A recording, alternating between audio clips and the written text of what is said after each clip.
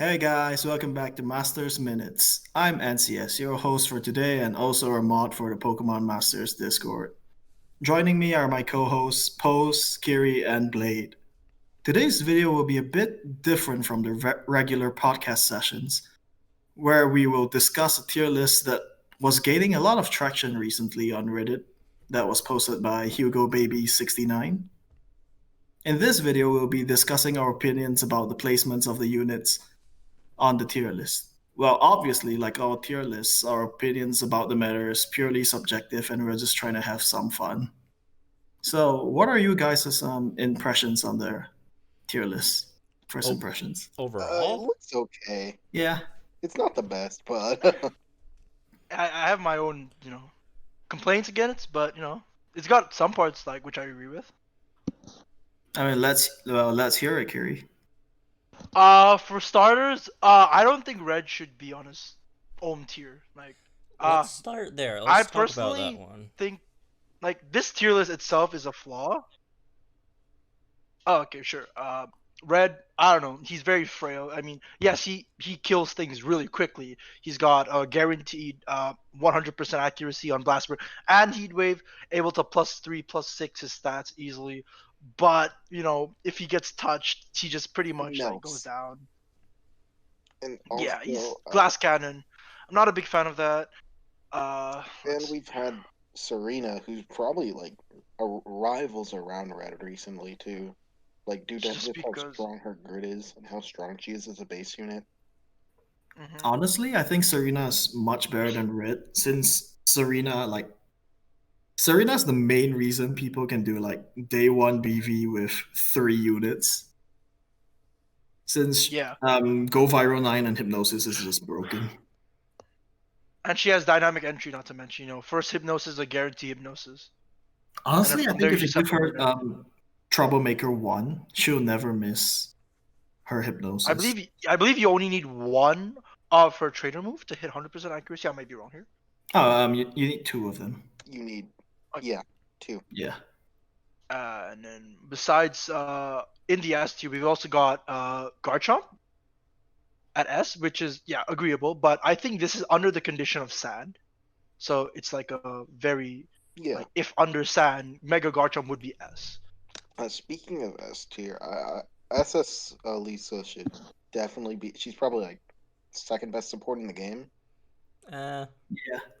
Disagree. Around. Why Pose? I mean, Rotom Skyla. is easily one of the best. Oh yeah, but Skyla's definitely better than Yeah. Rotom. Oh, Skyla's pretty. but Rotom is up there amongst one of the best. That's really good. Yeah, top 3 probably. But yeah, And alongside Rotom, you also have Mega Alakazam as one of the better supports in the game.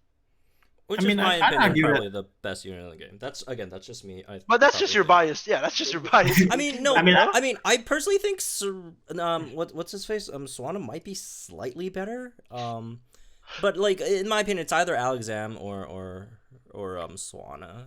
I mean, I'd say Mega Alakazam. Alakazam's the best support, but Serena's the best unit Okay, yeah. overall.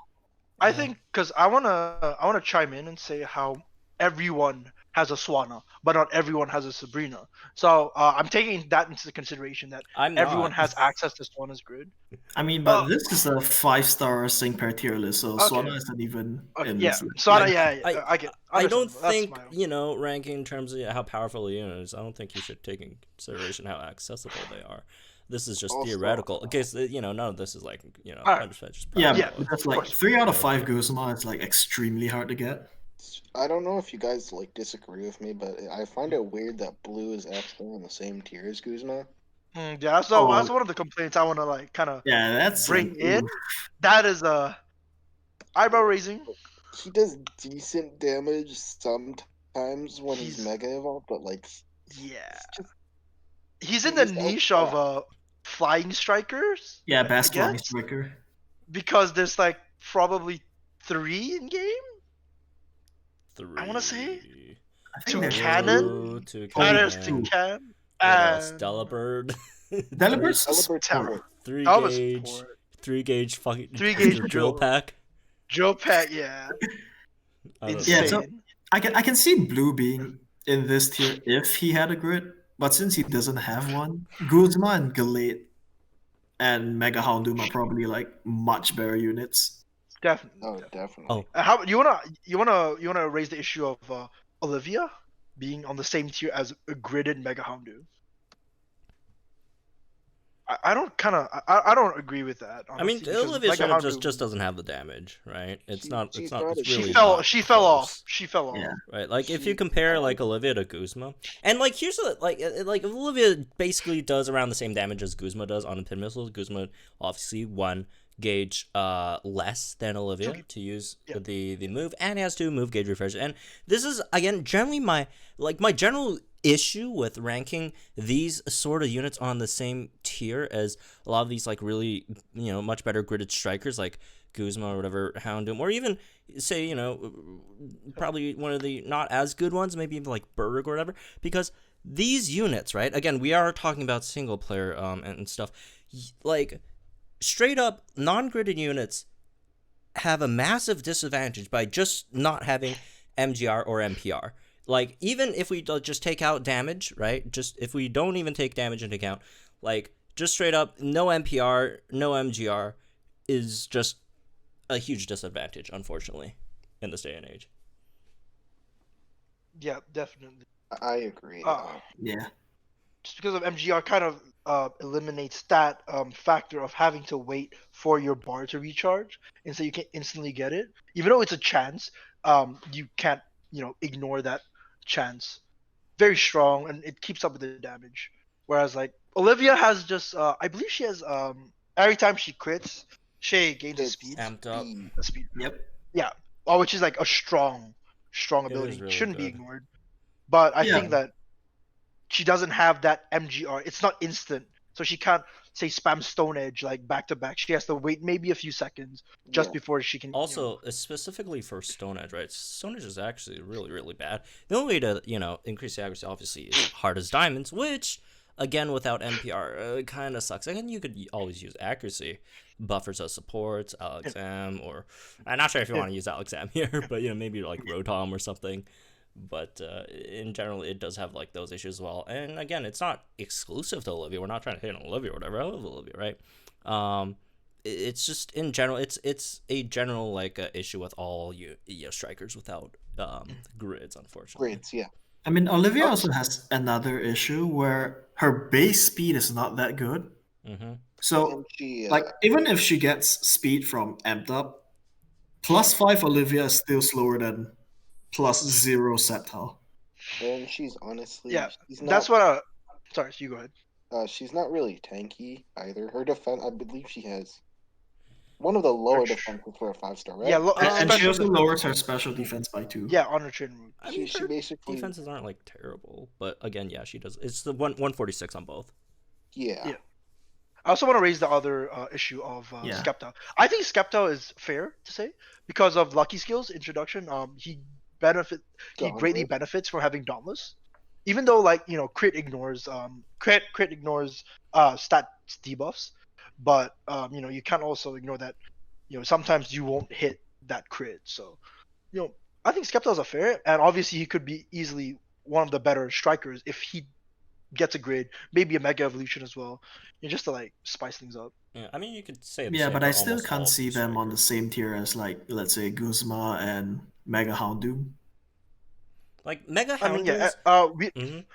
we didn't expect Houndoom to have like this amazing grid, dirty fighting, foul fighting. Maybe Skepta could get the same. It's all just purely like theoretical. Skepta could have like some really crazy nodes and buff up its damage. Like if we're Yeah, just but- talking pure damage, like Mega Hound, like the gap between Mega Houndoom and like every other striker on this tier is incredibly high. Like Mega Houndoom has one of the highest damage per moves in like the whole game. Like no one really is honestly close here on this tier. I'm also Maybe gonna- Serena? No. With- I mean on this tier on Oh, on on the A A tier. tier. Oh, on the A tier, yeah. Yeah. Yeah, Mega I Houndoom think even- completely eradicates even everyone even else. with like Sharpedo, who has a really high base attack, can't even touch Mhm. just because of that dirty fighting 5 and fall Mhm. fighting 5. Just Just way too many multipliers. lot.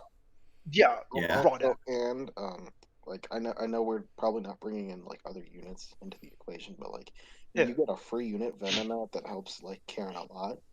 So it just like Yeah, Yeah. accessibility to that damage is, Mm-hmm. I'm easier. also gonna defend Callum here. Like I know he's not very good like base, but like when he gets like gridded, his sync nuke is actually nuts, and I believe you get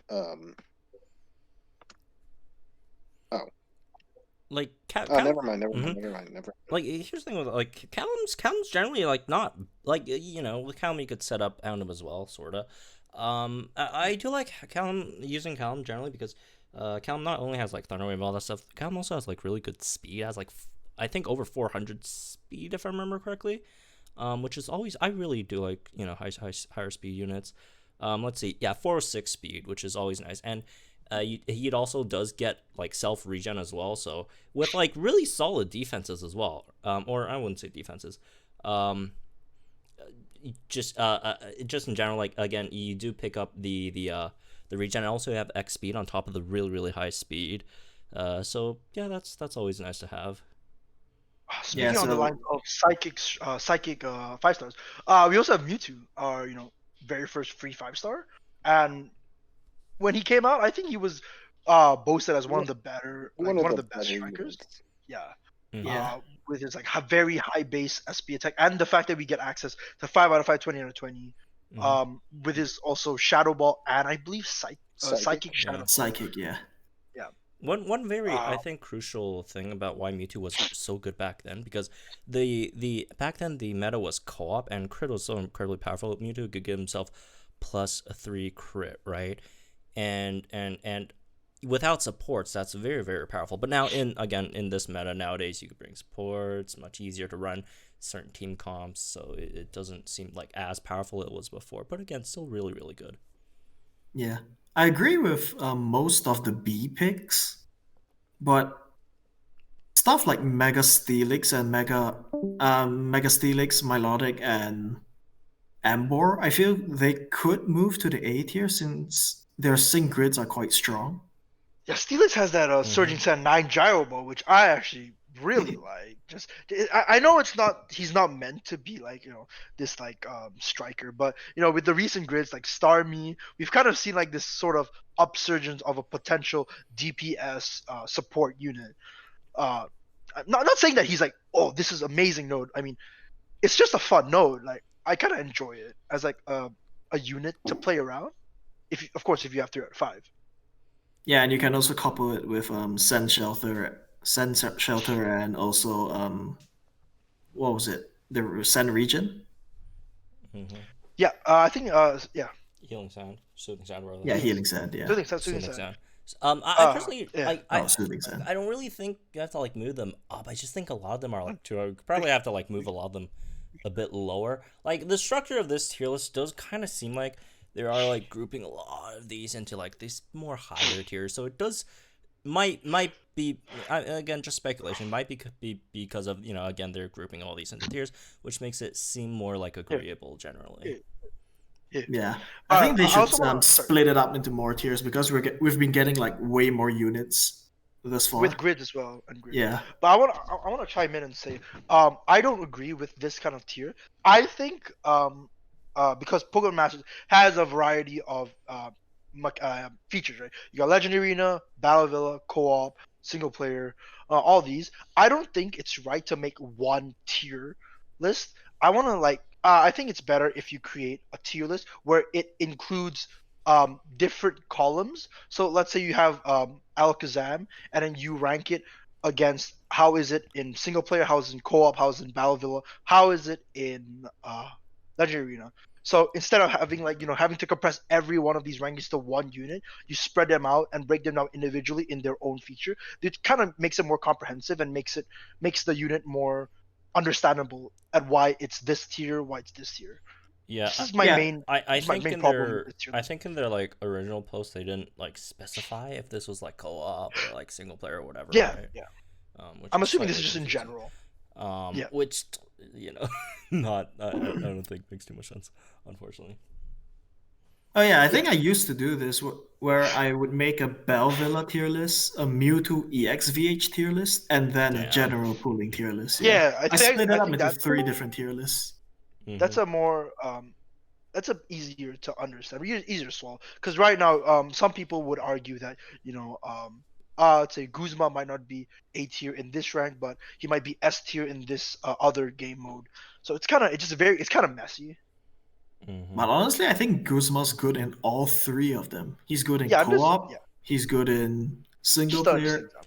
I Belvilla, and he's also good in Legendary I Arena. guess a really good example would probably be Yeah, and I Dragonite, think or Solgaleo. That's a really good one. Solgaleo in co-op is just yeah. Bad. I was right. gonna also You say don't. about I mean, Glalie. Yeah. Glalie also a yeah, similar like position. a lot of It's like supports amazing are in Battle. basically are kind of like why you bring supports in co-op, right? For the most part. Yeah. But yeah, like stuff like Drifblin's amazing in co-op. In The- single player, not as much, right? Again, Solgaleo's that's another good example of that. And in single player, dudes like amazing, and then in co-op, you're just sitting there waiting for your gauge. Yeah, to wait, regen. yeah. Yeah, And then I think you Dragon. regen.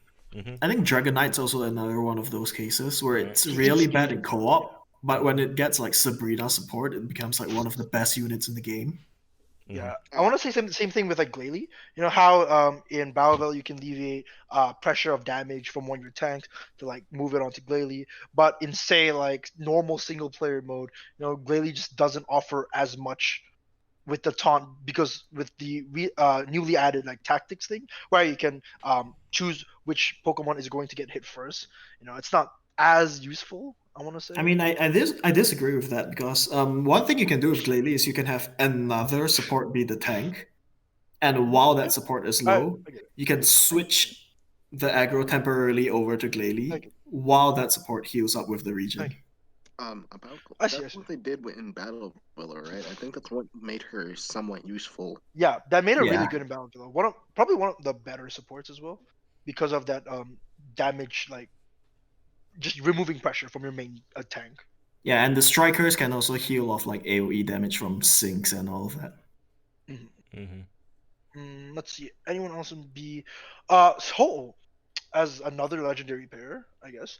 Ho brings a very, very good passive with Solarize, standing out from like Mewtwo, Solgaleo, and Rayquaza. People aren't gonna Rayquaza, like that, Curie. I know, but I've already kind of solidified the fact I'm gonna get a lot of backlash. I called out Red for not being as like, good as he is. That's like the thing with like tier lists, right? I mean, like I'm personally not a huge fan of making tier lists. Obviously, folks want me to do it, and I don't really mind doing it. But yeah, like, it says the guy who made like 7 tier lists, but yeah, I mean, yeah. Again, I don't mind making them, but like it's just people are just gonna react to it, and that's fine. Again, that's just the nature of it. Yeah, these are So it's purely fine. subjective. I mean, Ho's pretty good if it can get like Solarize every 3 turns in Belvilla, since it gets Speeding Sun 2 and Charging Sun 6. But in co-op, Ho needs 9 turns to get Sun. Yeah. As Yes, controversial as that's it so sounds, bad. I think Ho is probably like not an A tier, but like high B. Like he may not have done like his cubes and potential, but he still does solid damage under Sun. Yeah, this is another case of where one tier list is just doesn't do these units justice. You need multiple tier lists for each game mode. Fun fact: Ho at 1 out of 5, 0 out of 20 on an overheat under Sun does more damage than all the other 3 legendaries. Oh, don't have to do me like that. Okay. I still have hope for Rayquaza. I still have hope for Rayquaza. Yeah, Rayquaza. Hey, there's something we could agree with. Rayquaza in D. Oh, I just noticed they didn't have an E tier. They just went straight to F, D to F. Honestly, I would bring Rayquaza even lower. I think Rayquaza's worse than Ethan. Come on, give the man some. As much as I hate it, I personally think Ethan and Rayquaza are probably around the same tier. Ethan gets Speeding Sun Ethan 2 though. does. Yeah. It's but better than... Rayquaza also has Weather Surge 3, which is also nice. If you like, again, not that anyone's like really doing this, but you give Rayquaza a lucky skill, either Dauntless or Clear-Headed. Like he has solid stats. Yeah. Yeah, Again, with Weather I believe he has Source like 3. 3. It's Yeah. just, I mean, are you He really does- gonna do it? Probably not. He just really needs a grid. Like, the dude just Man- gets like outclassed by like all the other dragon units, unfortunately. Rayquaza and him are probably in the same tier for me. Honestly, Uh, they're both too niche yeah, units. They yeah. get power crept by like way better units of their same type. And on that same tier of Ethan, we got Zebstrika, which I want to say has its very minor niche and Battle Villa co-op. You know, just trying to take out those electric attribute. Because I think, you know, at least Zebstrika is good for something. Sure. Ethan, Sure. I'm just trying to, you know. Okay, so I've seen like 5 different 5-star tier lists, and all of them seem to agree that Zebstrika is the worst out of all of them. Yeah, I mean, it's Especially for a Bell Villa single player. Yeah, I mean, it's quite, you know, easy to see why that is. I mean, it's electric type. Electric type is the first 5 stages. Rachel which never Gang. Rachel Gang never changes. It does recoil Rach- damage. yeah, Rach- Doesn't have stand fast or, you know, all that stuff that you know, all the stand fasts that Hilda gets. Doesn't have MP refresh. Obviously doesn't have a grid at all. It just takes itself out relatively quickly. Like, you need heavy support to like make this thing even work. And even when you are making it work, the damage is kind of whatever anyway. Mediocre Oh, at best, yeah. yeah. High It's a wild high challenge. risk, Low kinda reward. sad reward. High risk, no reward. Basically. If we're talking about the very low, very low tiers, we got Octillery and Stoutland at F tier as well. Octillery is really good though. It's just that no one has it. I don't know. I've never seen, or I actually don't know what Octillery does. So basically, I have him. I'm pretty sure he just has a super high chance to burn a unit.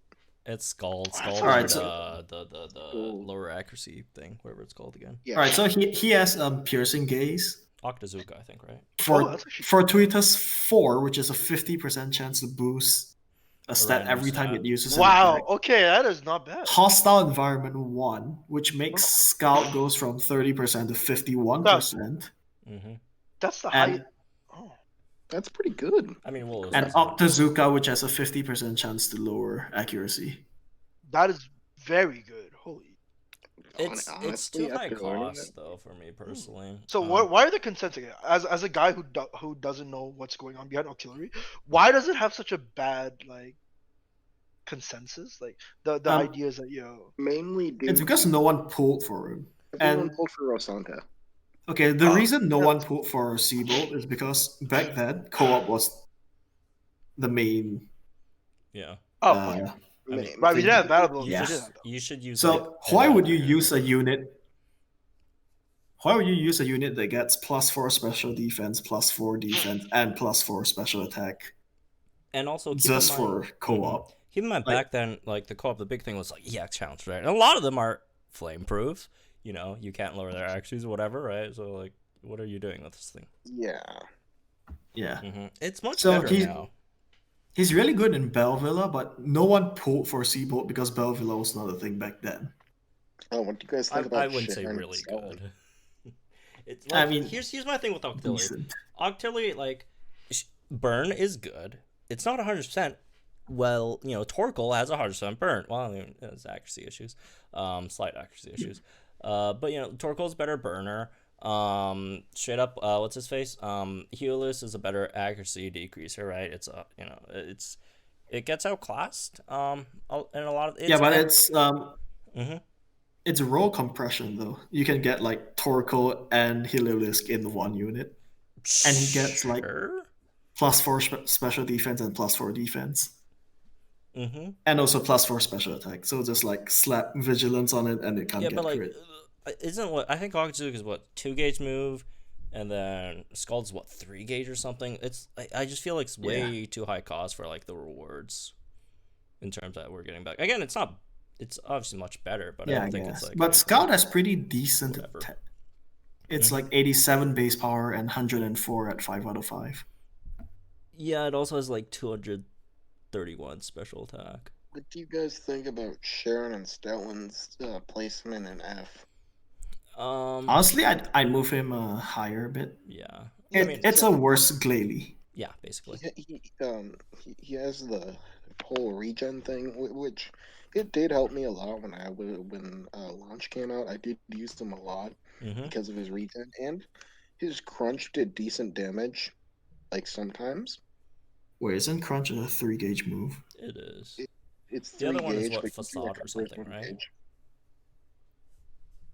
What's the other Yeah. move? All right, so here's the pros and cons for Glalie versus Stoutland. So Stoutland has full team regen, which is the same as Glalie.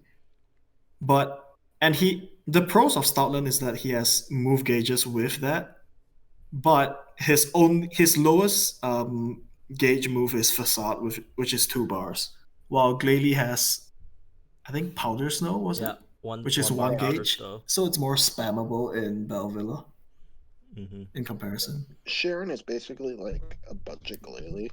Also, Yeah. Glalie gives like special attack as well, which is nice. Or something like that. But I Oh, think and the also most aggro. he has over her Yeah. is the gauge regen, right? Mm-hmm. Which again, like honestly, just gets nullified because of the 2 gauge Yeah. versus 3 or versus 1 gauge on Glalie. Also, Glalie Yeah. low key. Not that this is a huge deal. Powder Snow 1 gauge AOE with a 10% chance to freeze On all 3. Right. Yeah. Not. I don't think it's. And you're ever spamming it a frozen for lot. me. I guess it like froze like once ever for me, but hey, it's an okayish chance when you're using it on 3 units. Yeah, but if you're looking at the tier list, like Stoutland is so much lower than Glalie, so I feel like it could be higher, especially higher than Rayquaza, which Yeah. is Yeah. Yeah, I don't no think it's niche that much whatsoever. lower. Like they're very similar. It shouldn't be that much lower. So, all right. Anything else? I guess over here. I don't really see why Torterra is like on a whole tier higher than say Reuniclus or Steelix or Milotic. I I don't think I they're. think they're all I very similar. personally No, I wanna do make- think Torterra is like. I don't think it's better than Milotic, but I do think Torterra is like generally slightly better than Steelix and Reuniclus. Since it's it's more generally usable. Steelix in certain situations like Sandteam is obviously much better. Yeah. Almost same with Reuniclus, Definitely. honestly. Reuniclus is really good in Sandteams as well. Reuniclus is very a weather tank. It's a dependable weather tank. You can put it on stand, and maybe eventually when we get hail team going on, it could potentially be a hail tank as well. It's very universal, I want to say, and he's got really good support moves like you've got move gauge refresh. You've got the bulk on her trainer move, and I believe hidden power propulsion. Yeah. So that kind of Yeah. increases. It's just very good, and catalytic cure, not to mention natural remedy. Yeah. Just a lot of good things about Reuniclus. I think it deserves to be a bit higher just because Yeah. of like or the Torterra capabilities. lower. I don't know. Like I just think Yeah. these 4 should be on the same tier in general. I think my biggest issue with Torterra is that he only has 1 use of the full restore, and you get no MPRs for it in the grid. Yeah, I'm It's a gonna one-time slightly use. disagree with Yeah. that. Like, even after the full heal is gone, you can still sync nuke with Torterra. It does Yeah. decent damage. Yeah, it does dope. But you can't use him in multiple stages because once you use the full restore once, you're never getting it back. Yep. That is true. Also, same with There is its no healthy chance of healing. you proccing. Unless you somehow maneuver it so that like you end the stage with max HP. Yeah, but that's Oh, pretty hard, especially if Yeah. you're using Yeah. Torterra as the main. But if thing. we can compare Torterra and Reuniclus has catalytic cure, so it can hit healthy healing, whereas Torterra doesn't. I believe Torterra doesn't have something like that. It has friendly Yeah. shield instead of, let's say, friendly care, which like I think Barry and Misty has. So he can't hit that full health when he ends the stage, compared to Reuniclus, who has the possibility of ending the stage with a full health. Yeah, healthy healing and catalytic cure both usually leaves Caitlyn at full HP. Yeah. Which is solid. Like of all these 4 tanks that we're talking about, like Torterra, again, I really like Torterra. I think it's really great. And again, generally, I think they should be in the same tier. But Torterra is just not as sustainable as the other 3 because all the other 3 all have very sustainable heals, right? Recuperation, all this stuff, whatever, catalytic cure. And Torterra, it has like a one-time thing. It's basically for once. If you're Yeah, lucky, and or it if you has a plan it passive. well, maybe you could extend to like 2 stages. But then after that, you're just kind of like you're. Okay, you have good defenses, but like, Yeah. once you get It's hit like not- 2 or 3 times, you're still like I- dead regardless. Yeah.